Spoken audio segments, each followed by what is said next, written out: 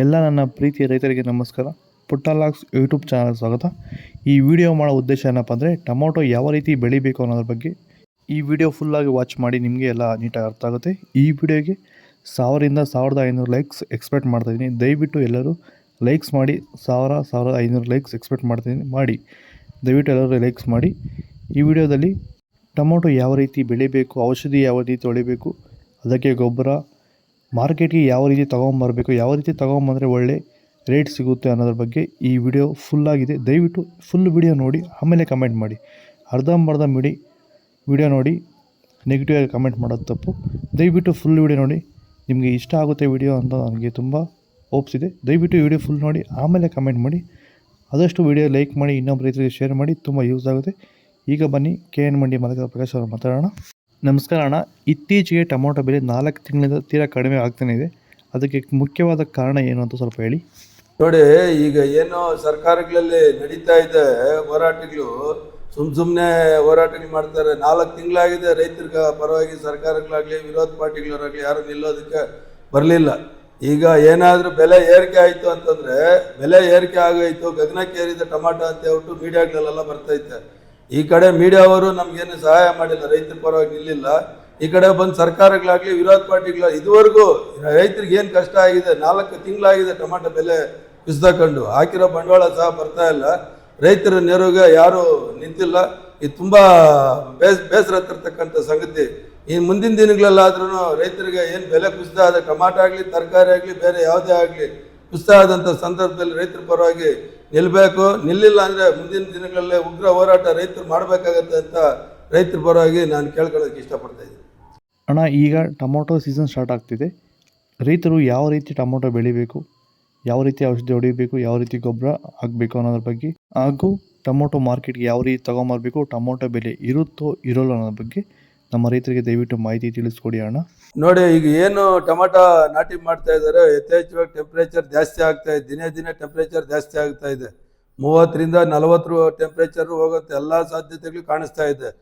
ಅದರಿಂದ ರೈತರು ಈಗ ನಾಟಿ ಮಾಡಬೇಕಾದ್ರೆ ಭಾಳ ಮುಖ್ಯವಾಗಿ ಅನುಸರಿಸ್ಬೇಕಾದಂಥ ವಿಧಾನ ಬಂದು ಮಲ್ಚಿಂಗ್ ಪೇಪರ್. ಭಾಳ ಮುಖ್ಯವಾಗಿ ಮಲ್ಚಿಂಗ್ ಪೇಪರ್ ಹಾಕಬೇಕು. ಮಲ್ಚಿಂಗ್ ಪೇಪರ್ ಮೊದಲು ಗಡ್ಡೆಗೆ ನೀರು ಹಾಕ್ಕೊಳ್ಬೇಕು. ನೀರು ಹಾಕ್ಕೊಂಡು ಮಲ್ಚಿಂಗ್ ಪೇಪರ್ ಹಾಕಿ ನಾಟಿ ಮಾಡಬೇಕಾದ್ರೆ ಏನು ನೀರು ಹಾಕಿರ್ತಾರೆ ಮಲ್ಚಿಂಗ್ ಪೇಪರಲ್ಲಿ, ನೈಟ್ ಎಲ್ಲ ಚೆಕ್ ಮಾಡ್ಕೊಂಡಿರ್ತಾರೆ. ಬೆಳಗ್ಗೆ ನಾಟಿ ಮಾಡಬೇಕು. ನಾರು ಇಲ್ಲ ಸಂಜೆ ಟೈಮ್ ನಾಟಿ ಮಾಡಬೇಕು, ಬೆಳಗ್ಗೆ ಟೈಮ್ ಮಾಡಬಾರ್ದು. ಯಾಕಂದರೆ ಬಿಸಿಲಿಗೆ ನಾರು ಸಾಯೋಂಥ ಸಾಧ್ಯತೆಗಳಿರ್ತೈತೆ. ನಾಟಿ ಮಾಡಿದ್ಮೇಲೆ 8 ದಿವಸ ನೀರು ಡ್ರಿಪ್ಪಲ್ಲಿ ಹಾಯಿಸಬಾರ್ದು. ಯಾಕೆ ಅಂದರೆ ಯಥೇಚ್ಛವಾಗಿ ನೀರು ಅವಶ್ಯಕತೆ ಇರೋದಿಲ್ಲ. ಭೂಮಿ ಚೆನ್ನಾಗಿ ತೇವ ಆಗಿರ್ತೈತೆ. ನಾರಿಗೆ ಎಷ್ಟು ಬೇಕೋ ಅಷ್ಟು ಪ್ರಮಾಣದಲ್ಲಿ ಮಾತ್ರ ಒಂದು ದಿವಸದಲ್ಲಿ ಒಂದು 6 ಸತಿ ಒಂದು ಲೋಟದಲ್ಲ ಅಥವಾ ಏನು ಸ್ಪ್ರೇ ಮಿಷಿನ್ ಇರ್ತೈತಲ್ಲ ಅದರಲ್ಲಿ ಒಂದೊಂದು ಸ್ವಲ್ಪ ಒಂದೊಂದು ಲೋಟ ಅಷ್ಟು ನೀರು ಬಿಟ್ಕೊಂಡ್ರೆ ನಾರು ಒಂದು ಡ್ಯಾಮೇಜ್ ಆಗ್ದಂಗೆ ಅಂಟ್ಕೊಳತ್ತೆ. ಈ ಮಲ್ಚಿಂಗ್ ಪೇಪರ್ ಹಾಕೋದ್ರಿಂದ ಸುಮಾರು ಉಪಯೋಗಗಳಿದೆ ರೈತನಿಗೆ. ಮುಖ್ಯವಾಗಿ ನೀರು ಭೂಮಿ ಕಡಿಮೆ ಕೇಳತ್ತೆ, ನೀರು ಆವಿಯಾಗಿ ಹೋಗೋದಿಲ್ಲ, ನೀರು ಉಳ್ಕೊಳತ್ತೆ, ತೇವಾಂಶ ಕೆಳಗಡೆನೆ ಉಳ್ಕೊಳತ್ತೆ. ಬೇರು ಯಥೇಚ್ಛವಾಗಿ ಬೇರು ಹೋಗೋದಕ್ಕೆ ತುಂಬ ಸಹಾಯಕಾರಿ ಆಗುತ್ತೆ. ಜೊತೆಗೆ ಏನು ಬ್ಲೈಟ್ಸು ಅಂದರೆ ಚಿಟ್ಟೆ ಬಂದು ಸಸಿ ಮೇಲೆ ಕುಂತ್ಕೊಳತ್ತ ಸಂದರ್ಭದಲ್ಲಿ ಬಿಸಿಲು ಬಿದ್ದಾಗ ಪೇಪರ್ ರಿಫ್ಲೆಕ್ಟ್ ಆಗುತ್ತೆ. ಸಿಲ್ವರ್ ಕಲರ್ ಕೊಟ್ಟಿರ್ತಾನೆ, ಆ ರಿಫ್ಲೆಕ್ಟ್ ಆದಂಥ ಸಂದರ್ಭದಲ್ಲಿ ಚಿಟ್ಟೆ ಎದ್ದು ಓಡಾಗುತ್ತೆ. ಅದಕ್ಕೆ ಮೊಟ್ಟೆ ಇಡೋದಕ್ಕೆ ಅವಕಾಶ ಕೊಡೋದಿಲ್ಲ. ಇದು ಭಾಳ ಮುಖ್ಯವಾಗಿ ಗಮನಿಸ್ಬೇಕಾಗತ್ತೆ ರೈತರು. ಅದು ಎಲ್ಲಿವರೆಗೂ ಅಂದರೆ ಒಂದು ರೇಂಜ್ 1 ತಿಂಗಳು, 1.25 ತಿಂಗಳು, 1.5 ತಿಂಗಳವರೆಗೂ ತುಂಬ ಅನುಕೂಲ ಆಗುತ್ತೆ. ಏನು ಬ್ಲೈಟ್ಸ್ ಬಂದು ಕುತ್ಕೊಳತ್ತೆ, ಅದು ರಿಫ್ಲೆಕ್ಟ್ ಆದಾಗ ಎದ್ದು ಓಡಾಡ್ಬಿಡ್ತೈತೆ. ಯಾಕಂದರೆ ಅದೇನೋ ಬಂದು ನಮಗೆ ಅಟ್ಯಾಕ್ ಮಾಡ್ತಾ ಇದ್ದಾನೋ ಬೈಕ್ ಎದ್ದು ಹೊರಟಾಗತ್ತೆ. ಅದು ಒಂದು ಉಪಯೋಗ. ಕಳೆ ತುಂಬ ಇಂಪಾರ್ಟೆಂಟು. ಕಳೆಗೆ ಔಷಧಿ ಹೊಡಿತಾರೆ. ಕಳೆಗೆ ದಯವಿಟ್ಟು ಔಷಧಿ ಹೊಡಿಯೋಕೆ ಹೋಗ್ಬಿಡ್ರೆ. ಸಾಧ್ಯವಾದಷ್ಟು ಮಲ್ಚಿಂಗ್ ಪೇಪರಲ್ಲಿ ಒಂದು 70% ಕಳೆ ಅಲ್ಲೇ ನಾಶ ಆಗುತ್ತೆ. ಇನ್ನೊಂದು 30% ಇರ್ತಕ್ಕಂಥದ್ದನ್ನು ಕಳೆ ಕಿಳಿಸ್ಕೊಳೋದ್ರಿಂದ ನಿಮಗೆ ಏನು ಭೂಮಿಯಲ್ಲಿ ಉತ್ಪತ್ತಿ ಆಗುತ್ತೆ ಎರೆಹುಳ ತುಂಬ ಮುಖ್ಯವಾಗಿರ್ತೈತೆ. ಎರೆಹುಳ ಅಲ್ಲೇ ಉಳ್ಕೊಳತ್ತೆ, ನಿಮ್ಗೆ ಅನುಕೂಲ ಆಗುತ್ತೆ. ನೀವು ಕಳೆನಾಶಕ ಹೊಡೆದಂಥ ಸಂದರ್ಭದಲ್ಲಿ ಮೇಲಿರ್ತಕ್ಕಂಥ ಬೇರು ಸಾಯುತ್ತೆ. ಸತ್ತಂಥ ಸಂದರ್ಭದಲ್ಲಿ ಬೆಳೆ ಗ್ರೋತಿಂಗು ಕಡಿಮೆ ಆಗ್ಬಿಡ್ತೈತೆ. ಜೊತೆಗೆ ನಾವು ಯಾವಾಗಲೂ ಅಷ್ಟೇ ಗಿಡಕ್ಕೆ ಅದು ಬೆಳೆದಂಗೆಲ್ಲ ಸ್ವಲ್ಪ ಟೊಮಾಟೊ ಹೆಂಗಂದ್ರೆ ಸ್ಮೂತ್ ಜಾಸ್ತಿ. 1 ತಿಂಗಳು ಆದಮೇಲೆ ಅದಕ್ಕೆ ಕಡ್ಡಿ ಗೂಟ ನೆಟ್ಟು ಅದನ್ನು ಬಿಡಿಯಾಗಿ ಕಟ್ಟಬೇಕು. ಒಂದೇ ಸರಿಯಾಗಿ ನಾವು ಜೋಡಿಸಿ ಕಟ್ಬಿಟ್ರೆ ಏನಾಗುತ್ತೆ, ಫ್ಲವರ್ ಡ್ರಾಪ್ ಆಗ್ಬಿಡ್ತೈತೆ. ಫ್ಲವರ್ ಯಾಕೆ ಡ್ರಾಪ್ ಆಗುತ್ತೆ ಅಂದರೆ ಒಂದಕ್ಕೊಂದು ಸೇರ್ಕೊಂಡು ಬಿಸಿ ಆಗ್ಬಿಟ್ಟು ಡ್ರಾಪ್ ಆಗ್ಬಿಡುತ್ತೆ. ಬಿಡಿಯಾಗಿ ಹೆಂಗೆ ಬರ್ತೈತೋ ಅಂಬ ಅದೇ ಥರ ಹೇಳೋದು ಒಂದು ನೀಟಾಗಿ ಕಟ್ಟಬೇಕಾಗತ್ತೆ. ಟೈನ್ ದಾರ ಕಟ್ಬೇಕಾದ್ರೆ ಗಟ್ಟಿಯಾಗಿ ಟೈಟಾಗಿ ಎಳಿಬಾರ್ದು, ಸ್ವಲ್ಪ ಗ್ಯಾಪ್ ಬಿಡ್ಬೇಕಾಗತ್ತೆ. ಯಾಕಂದ್ರೆ ಅದು ಕಾಂಡ ಬೆಳಿತೈತೆ. ಇದು ತುಂಬಾ ಮುಖ್ಯವಾಗಿ ಗಮನಿಸ್ಬೇಕಾಗತ್ತೆ ರೈತನು. ಅದನ್ನ ಎಳೆದು ಕಟ್ಟಿದಾಗ ಏನಾಗತ್ತೆ, ಗಟ್ಟಿಯಾಗಿ ಕಟ್ಬಿಟ್ರೆ ಅದು ಅಲ್ಲಿಗೆ ನಿಂತೋಗ್ಬಿಡ್ತೈತೆ, ಮೇಲ್ಗಡೆ ಬೆಳೆಯೋದಿಲ್ಲ. ನೀವು ಬಿಡಿಬಿಡಿಯಾಗಿ ಕಟ್ಟೋದು ಒಂದು. ತಿರ್ಗಿ ನಾರಿಂದ ನಾರಿಗೆ ನೀವು ಗಮನಿಸಬೇಕಾದ್ರೆ 2 ಅಡಿಗೆ ಒಂದು ನಾರು ಕಡ್ಡಾಯವಾಗಿ ಅದೊಂದು ಪಾಲನೆ ಮಾಡಿ. 1 ಅಡಿಗೆ, ಅರ್ಧ ಅಡಿಗೆ, ಮುಕ್ಕಾಲು ಅಡಿಗೆ ನಾರು ಉಣ್ತೀರಿ, ತುಂಬಾ ತೊಂದರೆ ಆಗುತ್ತೆ. ಅದು ಯಥೇಚ್ಛವಾಗಿ ಬಂದ್ಬಿಟ್ಟು ಬೆಳೆಯುವಂಥ ಟೈಮಲ್ಲಿ ನಿಮ್ಗೆ ಏನು ಸಿಗೋದಿಲ್ಲ, ರೋಗಗಳು ಜಾಸ್ತಿ ಆಗಿ ಹೊರಟೋಗುತ್ತೆ. ಸಾಲಿಂದ ಸಾಲಿಗೆ ಒಂದು 5 ರಿಂದ 5.5 ಅಡಿ ಇಟ್ಕೊಂಡಾಗ ಏನಾಗುತ್ತೆ, ಗಾಳಿ ಆಡುತ್ತೆ, ಗಿಡ ಒಂದು ತೇಜಸ್ಸಾಗಿ ಬೆಳೆಯೋದಕ್ಕೆ ಅನುಕೂಲ ಆಗುತ್ತೆ. ಗೊಬ್ಬರ ಏನು ನೀವು ಕೊಟ್ಟಿಗೆ ಗೊಬ್ಬರ ಯಥೇಚ್ಛವಾಗಿ ಗೊಬ್ಬರ ಉಪಯೋಗಿಸಿ. ಒಂದು ಸಮ ಪ್ರಮಾಣದಲ್ಲಿ ಹಿಂಡಿ ಏನು ಬೇವು ಹಿಂಡಿ ಆಗ್ಬೋದು, ಉಂಗೆ ಹಿಂಡಿ ಆಗ್ಬೋದು, ಸಮ ಪ್ರಮಾಣದಲ್ಲಿ ಉಪಯೋಗಿಸಿ. ಜೊತೆಗೆ ತೋಟಗಾರಿಕೆಯಲ್ಲಿ ಸಿಗ್ತಕ್ಕಂಥ ಫರ್ಟಿಲೈಸರ್ಸ್ನ ಇದ್ರ ಜೊತೆಗೆ ಮಿಕ್ಸ್ ಮಾಡ್ಕೊಂಡ್ರೆ ಅದೇ ಕಾಂಪೋಸ್ಟ್ ಆಗಿ ತಯಾರಾಗ್ಬಿಡ್ತೈತೆ. ಇದೆಲ್ಲ ಮಿಕ್ಸ್ ಮಾಡಿ ನೀವು ಗಿಡಕ್ಕೆ ಮೊದಲು ನಾರು ಮೊದಲೇ ಕೊಟ್ಬಿಡಿ. ಇದು ಕೊಟ್ಟಾಗ ಏನಾಗತ್ತೆ, ನಿಮ್ಗೆ ಅದು ಸದ್ಯಕ್ಕೆ ಸಿಗೋದಿಲ್ಲ. ಗಿಡ ಬೆಳವಣಿಗೆ ಆದಂಗೆಲ್ಲ ಬೇರೆ ಒಳಗಡೆ ಹಿಂಗೆ ಹೋಗುತ್ತೆ. ಹಂಗೆ ಗೊಬ್ಬರ ಯಾವಾಗ ಗೊಬ್ಬರ ಬೇಕಾಗಿರೋದು 1 ತಿಂಗಳು ಆದ್ಮೇಲೆ, ಸಸಿ ನಾಟಿ 1 ತಿಂಗಳು ಆದ್ಮೇಲೆ ಗೊಬ್ಬರ ಯಥೇಚ್ಛವಾಗಿ ಕೇಳುತ್ತೆ. ಅಂಥ ಸಂದರ್ಭದಲ್ಲಿ ಅದು ನಿಮ್ಗೆ ಯೂಸ್ಫುಲ್ ಆಗುತ್ತೆ. ನಿಮ್ಗೆ ಹಾಕಿದ ದಿವಸನೇ ಕೊಟ್ಟಿಗೆ ಗೊಬ್ಬರ ಆಗಲಿ, ಬೇವು ಹಿಂಡಿ, ಉಂಗೆ ಹಿಂಡಿ ಆಗಲಿ ಕೆಲಸ ಮಾಡೋದಿಲ್ಲ. ನೀವು ಏನಾದರೂ ಏನು ಕೆಲಸ ಮಾಡಿಲ್ಲ ಅಂತೇಳಿ ನೀವು ಗೊಬ್ಬರ ಕೊಡಕ್ಕೆ ಹೋದ್ರೆ ಗಿಡಕ್ಕೆ ತೊಂದರೆ ಆಗುತ್ತೆ. 1 ತಿಂಗಳವರೆಗೆ ಏನು ಯಾವುದೇ ರೀತಿಯಾದಂಥ ಫರ್ಟಿಲೈಸರ್ಸ್ನ ಕೇಳೋದಿಲ್ಲ. ಫರ್ಟಿಲೈಸರ್ಸ್ ಯಾವ ಥರ ಕೊಡ್ಬೇಕಂದ್ರೆ ಸಾಧ್ಯವಾದಷ್ಟು ಡ್ರಿಪ್ ಗೊಬ್ಬರನ ಅವಾಯ್ಡ್ ಮಾಡಿ. ಮೂಟೆ ಗೊಬ್ಬರ, ಕೆಲವು ಮೂಟೆ ಗೊಬ್ಬರನ ಯಾವ್ದು ಕೊಡಬೇಕು ಯಾವ್ದು ಕೊಡಬಾರ್ದು ಅಂತಕ್ಕಂಥದ್ದು ತೀರ್ಮಾನ ತಗೊಂಡು ಆ ಗೊಬ್ಬರಗಳನ್ನ ಪಕ್ಕದಲ್ಲಿ ಒಂದು ಗುಣಿ ಮಾಡಿ ಗುಣಿಯಲ್ಲಿ ಹಾಕಿದ್ದಾದ್ರೆ ಅದು ಸ್ವಲ್ಪ ಕರಗಿ ಬೇರೆಗೆ ಸಪ್ಲೈ ಆಗುತ್ತೆ. ಡ್ರಿಪ್ ಗೊಬ್ಬರ ಏನಾಗುತ್ತೆ ಅಂದ್ರೆ ಒಂಥರ ಗ್ಲೂಕೋಸ್ ಇದ್ದಂಗೆ, ಕೊಟ್ಟಿದ ತಕ್ಷಣ ನಿಮ್ಗೆ ಗೊತ್ತಾಗ್ಬಿಡ್ತೈತೆ, ರಿಸಲ್ಟ್ ಬಂದ್ಬಿಡ್ತೈತೆ, ಆಮೇಲೆ ತಣ್ಣಗಾಗುತ್ತೆ. ಹಂಗೆ ನೀವು ಡ್ರಿಪ್ ಗೊಬ್ಬರ ಕೊಡ್ಬೇಕಂದ್ರೆ ಎಕರೆಗೆ 4 kg ಪ್ರಮಾಣದಲ್ಲಿ ಕೊಡಬೇಕಾಗತ್ತೆ. ನೀವು ಒಂದು ದಿವಸ ಒಂದು ಮೂಟೆ ಕೊಟ್ಬಿಡೋದು ಹಂಗೆಲ್ಲ ಮಾಡಿದಾಗ ಅದು ತೊಂದರೆ ಆಗುತ್ತೆ, ಬೆಳೆ ನಾಶ ಆಗೋಂಥ ಇದಿರ್ತೈತೆ. ಸಂಪೂರ್ಣವಾಗಿ ಡ್ರಿಪ್ ಗೊಬ್ಬರನ ಕೊಡೋದು ಬೇಡ ಅಂತ ಹೇಳೋದಕ್ಕಾಗೋದಿಲ್ಲ, ಕೊಡಬೇಕಾಗತ್ತೆ. ಅದನ್ನ ನೋಡ್ಕೊಂಡು ವಾರಕ್ಕೆ ಒಂದ್ಸತಿ ಒಂದು 4 kg ಕೊಟ್ಕೊಂಡ್ರೆ ಯಾವುದೇ ರೀತಿಯಾದಂಥ ಬೆಳೆಗೆ ತೊಂದರೆ ಆಗೋದಿಲ್ಲ. ಮತ್ತೆ ಎಲೆ ಯಥೇಚ್ಛವಾಗಿ ಗಿಡದಲ್ಲಿ ಬೆಳೆದ್ಬಿಟ್ಟಿರ್ತೈತೆ. ಒಂದು 2 ತಿಂಗಳು ಆದಂಥ ಸಂದರ್ಭದಲ್ಲಿ ನೀವು ಗಮನಿಸ್ಬೋದು, ಭೂಮಿ ಕೆಳಗಡೆ ಎಲೆ ನೇತಾಡ್ತಾ ಇರ್ತೈತೆ. ಅಂಥ ಎಲೆ ಕಟಾವು ಮಾಡ್ಕೊಂಡ್ರೆ ರೋಗ ಸ್ವಲ್ಪ ಕಂಟ್ರೋಲ್ ಆಗುತ್ತೆ. ಎಲೆ ಅಂತಂದರೆ ಒಣಗಿರ್ತಕ್ಕಂಥ ಎಲೆನ ಕಟಾವು ಮಾಡ್ಕೊಂಡು ಗಿಡನ ಶುದ್ಧಿ ಮಾಡ್ಕೊಂಡ್ರೆ ಸ್ವಲ್ಪ ಗಿಡ ಬೆಳವಣಿಗೆಗೆ ಅವಕಾಶಗಳಾಗತ್ತೆ.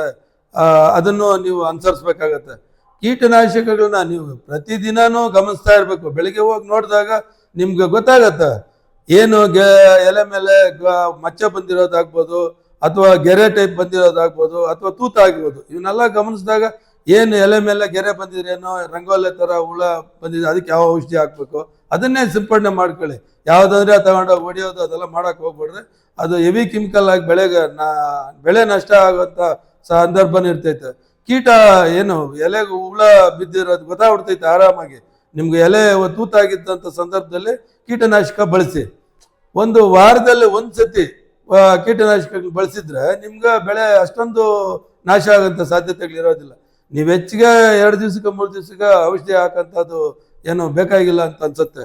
ಇನ್ನೇನು ವೈರಸ್ ಬರೋಂಥ ಸಾಧ್ಯತೆಗಳು ಕಾಣಿಸ್ತಾ ಇದೆ. ಯಾಕಂತಂದ್ರೆ 4ನೇ ತಿಂಗಳು ಎಂಡಿಂಗಲ್ಲಿ ಅಥವಾ 5ನೇ ತಿಂಗಳಲ್ಲಿ ವೈರಸ್ ಬರ್ಬೋದು. ವೈರಸ್ ಈಗ ಸದ್ಯಕ್ಕೆ ವೈರಸ್ ಎಲ್ಲೂ ಇಲ್ಲ, ಬರ್ಬೋದು ಅಂತ ಮಾಹಿತಿಗಳಿದೆ. ಏನಾಗುತ್ತೋ ಅದ್ರ ಬಗ್ಗೆ ನೋಡೋಣ. ವೈರಸ್ ಬಂದಂಥ ಸಂದರ್ಭದಲ್ಲಿ ವೈರಸ್ ತಡೆಗಟ್ಟೋದಕ್ಕೆ ನಾನು ಮೊದಲೇ ಹೇಳಿದ್ದೆ, ಒಂದು 15 ದಿವಸಕ್ಕೆ ಮುಂಚೆ ಯಥೇಚ್ಛವಾಗಿ 1 ಮೀಟ್ರು ಅಂತರದಲ್ಲಿ ಜೋಳ ಹಾಕ್ಕೊಂಡು ಸ್ವಲ್ಪ ಹೊತ್ತಿಗೆ ಜೋಳ ಹಾಕಿದ್ದೆ ಆದರೆ 15 ದಿವಸ ಆದ್ಮೇಲೆ ಅದೊಂದು ಅಷ್ಟುದ ಬೆಳ್ಕೊಂಡಿರ್ತೈತೆ 1 ಮೀಟರ್ ಅಷ್ಟು. ನೀವು ಆ ಸಂದರ್ಭದಲ್ಲಿ ನಾರು ಉಣಿದ್ದೆ ಆದರೆ ಚಿಟ್ಟೆ ಒಳಗಡೆ ಪ್ರವೇಶ ಮಾಡೋದಕ್ಕೆ ಅವಕಾಶ ಇರೋದಿಲ್ಲ. ಅದು ಬಂದರೆ ಜೋಳದಲ್ಲಿ ಮುಳ್ಳಿನ ಅಂಶ ಇರೋದ್ರಿಂದ ಅದಲ್ಲೇ ತಡೆಯುತ್ತೆ. ಒಂದು ಎರಡನೇದೇನೋ ಹೇಳ್ತೀನಿ ಅಂದರೆ 30 ಮೈಕ್ರಾನು ನೆಟ್ಟು ನೀವು ಕಡ್ಡಾಯವಾಗಿ ಬಳಸಿದ್ರೆ ತುಂಬ ಒಳ್ಳೆಯದು. ನಿಮ್ಗೆ ಅದರಿಂದ ಒಂದು 10-12 ಸಾವಿರ ಖರ್ಚು ಬರ್ಬೋದು. ಅದೇ ಔಷಧಿಗೆ ನೀವು 50 ಸಾವಿರ ಖರ್ಚು ಮಾಡಬೇಕಾಗತ್ತೆ. ನೀವು ಒಂದು ನೆಟ್ ಉಪಯೋಗಿಸಿದ್ದೆ ಆದರೆ ಅದರಲ್ಲಿ ಒಂದು 50% ಚಿಟ್ಟೆ ಹೊರಗಡೆಯಿಂದ ಬರೋದು ಕಂಟ್ರೋಲ್ ಆಗುತ್ತೆ. ಅದನ್ನು ಉಪಯೋಗಿಸ್ಕೊಳ್ಳಿ. ಮತ್ತೆ ರೋಗನ ಗಮನಿಸ್ತಾ ಇರ್ತೀರಲ್ಲ ನೀವು, ಯಾವ ರೋಗ ಇದೆ ಅದಕ್ಕೆ ತಕ್ಕನಂಥದ್ದು ತೋಟಗಾರಿಕೆಯಲ್ಲಿ ಹೋಗಿ ತಿಳ್ಕೊಳ್ಳಿ. ತೋಟಗಾರಿಕೆಯಲ್ಲಿ ಯಾರ ರೈತನ ಹತ್ರ ಏನು 1 ರೂಪಾಯಿ ಕೇಳಿ ತಗೊಳೋದಿಲ್ಲ. ಅವರು ಫ್ರೀಯಾಗಿ ನಿಮ್ಗೆ ಮಾಹಿತಿ ಕೊಡ್ತಾರೆ. ಅವ್ರ ಹತ್ರನೇ ಇರೋದು 50% ಸಬ್ಸಿಡಿಗೆ ಔಷಧಿನೂ ಸಿಗ್ತೈತೆ. ಎಲ್ಲಿ ಏನು ಸಿಗೋದು, ತೋಟಗಾರಿಕೆ ಆಗ್ಬೋದು, ಕೃಷಿ ಇಲಾಖೆ ಆಗ್ಬೋದು, ಇವರೆಲ್ಲ ಹೋಗಿ ನೀವು ಅವ್ರನ್ನ ಬಳಸ್ಕೋಬೇಕಾಗತ್ತೆ. ಅವ್ರು ನಮಗೋಸ್ಕರ ಇರೋದು, ರೈತರಿಗೋಸ್ಕರಾಗಿ ಲಕ್ಷಾಂತರ ರೂಪಾಯಿ ಸಂಬಳ ಕೊಟ್ಟು ಒಳ್ಳೊಳ್ಳೆ ಅಧಿಕಾರಿಗಳು AGPSC ಮಾಡಿರ್ತಕ್ಕಂಥ ಅಧಿಕಾರಿಗಳು ಇರ್ತಾರೆ. ನೀವು ಅವ್ರ ಹತ್ರ ತಿಳ್ಕೊಂಡು ಪಕ್ಕದಲ್ಲಿರೋಂಥ ರೈತ ಏನು ಬಳಸ್ತಾ ಇದ್ದಾನೆ ಬುದ್ಧಿವಂತರನ್ನ ತಿಳ್ಕೊಂಡು ಮಾಹಿತಿ ತಿಳ್ಕೊಂಡು ಬೆಳೆ ಮಾಡಿದ್ರೆ ನಷ್ಟ ಕಡಿಮೆ ಆಗುತ್ತೆ ರೈತನಿಗೆ. ಮತ್ತೆ ಮಲ್ಚಿಂಗ್ ಪೇಪರ್ ಬಗ್ಗೆ ನಾನು ಆಗ್ಲೇ ಹೇಳಿದ್ದೀನಿ. ಹಣ್ಣು ನೀವು ಮಾರ್ಕೆಟ್ ತರಬೇಕಾದ್ರೆ ಸೀಸನ್ ವೈಸ್ ತರಬೇಕಾಗತ್ತೆ, ಯಾವ ಸಂದರ್ಭದಲ್ಲಿ ಯಾವ ಕಲರ್ ಬೇಕು ಅಂತ. ಈಗ ಸೀಸನ್ ಅಲ್ಲಿ ತುಂಬಾ ಲಾಂಗ್ ಹೋಗುತ್ತೆ, ಅಂದ್ರೆ ನಿಮ್ಗೆ 5ನೇ ತಿಂಗಳಿಂದ ಮೇಲೆ ಆಫ್ ಕಲರ್ ಕೇಳ್ತಾರೆ. ಎಲ್ಲಾ ಕಡೆ ಆಫ್ ಕಲರ್ ನಡೆಯೋದ್ರಿಂದ ಆಫ್ ಕಲರ್ ತಂದ್ರೆ ಮಾರ್ಕೆಟ್ ಅಲ್ಲಿ ನಿಮ್ ಬೆಳೆನೂ ಅಭಿವೃದ್ಧಿ ಆಗುತ್ತೆ, ಜೊತೆಗೆ ಮಾರ್ಕೆಟ್ ಅಲ್ಲಿ ಒಳ್ಳೆ ಬೆಳೆ ಸಿಗುತ್ತೆ. ನೀವು ಕಲರ್ ಮಾಡಿಸ್ಬಿಟ್ರೆ ಏನಾಗುತ್ತೆ ಅಂದ್ರೆ ಬೆಳೆ ನಷ್ಟ ಆಗುತ್ತೆ. ನಿಮ್ಗೆ ಏನು ಗ್ರೋತಿಂಗ್ ಅಲ್ಲಿ ಇರ್ತೈತೋ ಅದನ್ನು ಗ್ರೋತಿಂಗ್ ಇರೋದನ್ನ ಈ ಹಣ್ಣು ಎಳ್ಕೊಂಡ್ಬಿಡ್ತೈತೆ. ಅದೇ ನೀವು ಒಂದು ದೋರೆ ಬಂದಂತ ಸಂದರ್ಭದಲ್ಲಿ ಕಿತ್ಕೊಂಡ್ರೆ ಬೆಳೆಯಲ್ಲಿ ಇರ್ತಕ್ಕಂಥ ಮೇಲೆ ಇರ್ತಕ್ಕಂಥ ಹಣ್ಣು ಸೈಜ್ ಬರೋದಕ್ಕೆ ಅವಕಾಶ ಆಗುತ್ತೆ, ನಿಮ್ಗೆ ಒಳ್ಳೆ ಬೆಲೆನೂ ಸಿಗ್ತೈತೆ ಮಾರ್ಕೆಟ್ ಅಲ್ಲಿ. ಇದನ್ನ ಅಳವಡಿಸ್ಕೋಬೇಕು ರೈತರು. ಮಾರ್ಕೆಟ್ ಅಲ್ಲಿ ಯಾವ್ಯಾವ ಸಂದರ್ಭಕ್ಕೆ ಯಾವ್ದಾವ್ದು ತರಬೇಕಂತಕ್ಕಂಥದ್ದನ್ನ ರೈತರು ಅಳವಡಿಸ್ಕೋಬೇಕಾಗತ್ತೆ. ಕೂಲಿ ಆಳು ಸಿಗ್ದಿತ್ತ ಸಂದರ್ಭದಲ್ಲಿ ತೊಂದರೆ ಆಗಿರ್ತೈತೆ, ನಾನು ಇಲ್ಲ ಅಂತ ಹೇಳೋದಿಲ್ಲ. ಅಂತ ಸಂದರ್ಭದಲ್ಲಿ ಏನ್ ಕಲರ್ ಇರ್ತೈತೆ ಅದನ್ನ ಒಂದ್ಸರಿ ಕೊಯ್ದ್ಬಿಟ್ಟು ಆಮೇಲೆ ನೀವು ಮಾಮೂಲಿ ಇದಕ್ಕೆ ಬರ್ಬೇಕಾಗತ್ತೆ. ಜೊತೆಗೆ ರೇಟ್ ಬಂದ್ಬಿಡ್ತೈತೆ, ಇನ್ನೇನೋ ಮುಂದೆ ಏನೋ ಆಗ್ತೈತೆ, ತೋಟದಲ್ಲಿ ಬಿಟ್ಕೊಳ್ಳೋಣ ಅಂತಕ್ಕಂಥ ಪರಿಸ್ಥಿತಿಗಳು ಮಾಡಕ್ ಹೋಗ್ಬೇಡ್ರಿ ರೈತರು. ಅದು ಒಂದೊಂದ್ಸತಿ ಪ್ಲಸ್ ಆಗತ್ತೆ, ಒಂದೊಂದ್ಸತಿ ರೈತನ ತೊಂದರೆ ಆಗತ್ತೆ. ಏನ್ ಬರ್ತೈತೆ ಅದು ನೀವು ಕಾಲಕ್ಕೆ ತಗೊಂಬಂದು ಮಾರ್ಕೆಟ್ಗೆ ಹಾಕಿದ್ದಾದ್ರೆ ನಿಮ್ಗೆ ಆಗೋ ನಷ್ಟದಲ್ಲಿ ಸ್ವಲ್ಪ ಕಡಿಮೆ ಆಗತ್ತೆ. ಅಟ್ಲೀಸ್ಟ್ ನೀವು ಹಾಕಿರೋ ಬಂಡವಾಳ ಆದ್ರೂ ಕೈ ಸೇರತ್ತೆ. ಸಮಯಕ್ಕೆ ಸರಿಯಾಗಿ ಮಾರ್ಕೆಟ್ ತಂದು ಹಾಕಿ ರೈತನಿಗೆ ಅನುಕೂಲ ಆಗಲಿ. ಮತ್ತೆ ನೀವು ಪ್ರತಿ ಸರಿ ಬೆಳಗಿನ ಜಾವ ರೈತನ ತೋಟ ಸುತ್ತಾನೆ, ತೋಟದಲ್ಲಿ ಹೋಗಿ ಗಮನಿಸಿ ಅಲ್ಲಿ ಏನಿರ್ತೈತೆ ಅದನ್ನ ನೋಡಿ ಅದ್ರ ತಕ್ಕನಂಥದ ಔಷಧಿ ಸಿಂಪಡಣೆ ಮಾಡಿ ಬೆಳೆನ ಕಾಪಾಡ್ಕೊಂಡಿದ್ದಾದ್ರೆ ನಿಮ್ಗೆ ಕನಿಷ್ಠ ಪಕ್ಷ 2 ತಿಂಗಳಿಂದ 2.5 ತಿಂಗಳು ಕಟಾವ್ ಬರ್ತೈತೆ. ಟೊಮಾಟೊ ಒಂದ್ಸರಿ ಕಟಾವ್ ಬಂದ್ಮೇಲೆ ಅದನ್ನ ನೀವು ಕಾಪಾಡ್ಕೊಂಡಿದ್ದಾದ್ರೆ ನಿಮ್ಗೆ ಒಳ್ಳೆ ದುಡ್ಡಾಗತ್ತೆ, ನಷ್ಟ ಆಗೋದಿಲ್ಲ. ನಷ್ಟ 150 ರೂಪಾಯಿ ರೇಂಜ್ ಹೋದ್ರೇನೆ ನಷ್ಟ ಆಗೋದು. ಅದ್ರ ಮೇಲೆ ರೈತನಿಗೆ ಬೆಲೆ ಸಿಗ್ತೈತೆ ಅಂತಕ್ಕಂಥ ಭರವಸೆ ಇದೆ. ಈಗೇನು ಯಥೇಚ್ಛವಾಗಿ ನಾಟಿ ಮಾಡಿದ್ರ ಅಂತ ಹೇಳ್ತಾ ಇದಾರೆ, ಅದೆಲ್ಲ ಮಾರ್ಕೆಟ್ ಬರೋ ಸಾಧ್ಯತೆಗಳು ಅಷ್ಟೊಂದು ಇರಲ್ಲ. ಇನ್ನ ಕಲ್ಲು ಮಳೆ ಗಾಳಿ ಬೇಕಾದಷ್ಟಿದೆ, ಇದ್ರಲ್ಲೆಲ್ಲ ಹೋಗಿ ಬೆಲೆ ಬರ್ಬೋದು ಅಂತಕ್ಕಂಥ ನಿರೀಕ್ಷೆನೇ ಇದೆ. ಏನು ಮಾರ್ಕೆಟಲ್ಲಿ ಹಿಂಗೆ ಆಗ್ತೈತೆ ಹಂಗೆ ಆಗ್ತೈತೆ ಅಂತ ಹೇಳಿ ನಾವು ನೇರವಾಗಿ ಹೇಳಕ್ ಆಗೋದಿಲ್ಲ. ಕಲ್ಲು ಮಳೆ ಇದು ಅತಿವೃಷ್ಟಿ ಅನಾವೃಷ್ಟಿಯಿಂದ ರೈತನಿಗೆ ಬೆಲೆ ಸಿಗೋಂಥ ಸಾಧ್ಯತೆಗಳಿರೋದು ತರಕಾರಿಯಲ್ಲಿ ಮಾತ್ರ, ಬೇರೆ ಏನರಿಂದನೂ ಬೆಲೆ ಸಿಗೋದಿಲ್ಲ. ಅಂತಹ ಸಾಧ್ಯತೆಗಳು ಕೊಡೋದು ಭಗವಂತ ಎಲ್ಲರಿಗೂ ರೇಟ್ ಕೊಡ್ತಾನೆ, ಒಳ್ಳೇದಾಗತ್ತೆ ಅಂತ ಈ ಮುಖೇನ ನಾನು ಇಷ್ಟೊಂದು ಮಾಹಿತಿ ಕೊಡ್ತಾ ಇದ್ದೀನಿ. ಆ ಮಾಹಿತಿನ ತಿಳ್ಕೊಂಡಂಥ ರೈತರು ಬೇರೆ ರೈತರಿಗೂ ಅನುಕೂಲ ಆಗಲಿ, ಇದನ್ನು ಶೇರ್ ಮಾಡಿ. ಮತ್ತು ಬೇರೆ ರೈತರಿಗೂ ತಿಳಿಸ್ಕೊಡಿ, ನೀವೇನು ಗೊಬ್ಬರ ಹಾಕ್ತಾ ಇದ್ರಿ, ಏನು ಔಷಧಿ ಹಾಕ್ತಾ ಇದ್ರಿ, ನಿಮ್ಮ ಅನುಭವವನ್ನು ಬೇರೆಯವ್ರಿಗೆ ಹಂಚ್ಕೊಳ್ಳಿ. ಪಕ್ಕದ ರೈತರು ಚೆನ್ನಾಗಾಗಲಿ, ಅವ್ನಿಗೆ ಹೇಳೋದು ಬೇಡ, ಅವ್ನು ಹಾಳಾಗೋಗ್ಲಿ ಅಂತಕ್ಕಂಥದ್ದು ಬೇಡ, ಎಲ್ಲರಿಗೂ ಅನುಕೂಲ ಆಗಲಿ ಅಂತ ಈ ವಿಚಾರನ ಹಂಚ್ಕೊಳ್ಳೋದಕ್ಕೆ ಇಷ್ಟಪಟ್ಟು ಹಂಚ್ಕೊಂಡಿದ್ದೀನಿ ರೈತರು. ಇಷ್ಟೊಂದೆಲ್ಲ ಮಾಹಿತಿ ನೀಡಿದ್ದಕ್ಕೆ ಹೃದಯಪೂರ್ವಕ ಧನ್ಯವಾದಗಳೋಣ. ಇದು ನಮ್ಮ KN ಮಂಡಿ ಮಾಲಕ ಪ್ರಕಾಶ್ ಅವರ ಮಾತುಗಳು. ರೈತರೇ, ನಿಮಗೆ ಈ ವಿಡಿಯೋ ಇಷ್ಟ ಆದರೆ ಪ್ಲೀಸ್ ಒಂದು ಲೈಕ್ ಮಾಡಿ. ಈ ವಿಡಿಯೋಗೆ ಮಿನಿಮಮ್ 1000ರಿಂದ 1500 ಲೈಕ್ ಎಕ್ಸ್ಪೆಕ್ಟ್ ಮಾಡ್ತಾಯಿದ್ದೀನಿ. ಮಾಡಿ ದಯವಿಟ್ಟು ಎಲ್ಲ ಲೈಕ್ಸ್ ಮಾಡಿ, ಫಾಲೋ ಮಾಡಿ, ಸಪೋರ್ಟ್ ಮಾಡ್ತಾರೆ. ಇದರ ವೀಡಿಯೋಸ್ ಮಾಡ್ತಾ ಇರ್ತೀವಿ. ಆದಷ್ಟು ಈ ವಿಡಿಯೋ ರೈತರಿಗೆ ಶೇರ್ ಮಾಡಿ, ನಮ್ಮ ರೈತರಿಗೆ ತುಂಬ ಯೂಸ್ ಆಗುತ್ತೆ. ದಯವಿಟ್ಟು ಶೇರ್ ಮಾಡಿ, ಫಾಲೋ ಮಾಡಿ, ಸಪೋರ್ಟ್ ಮಾಡ್ತಾಯಿರಿ. ಜೈ ಜವಾನ್, ಜೈ ಕಿಸಾನ್.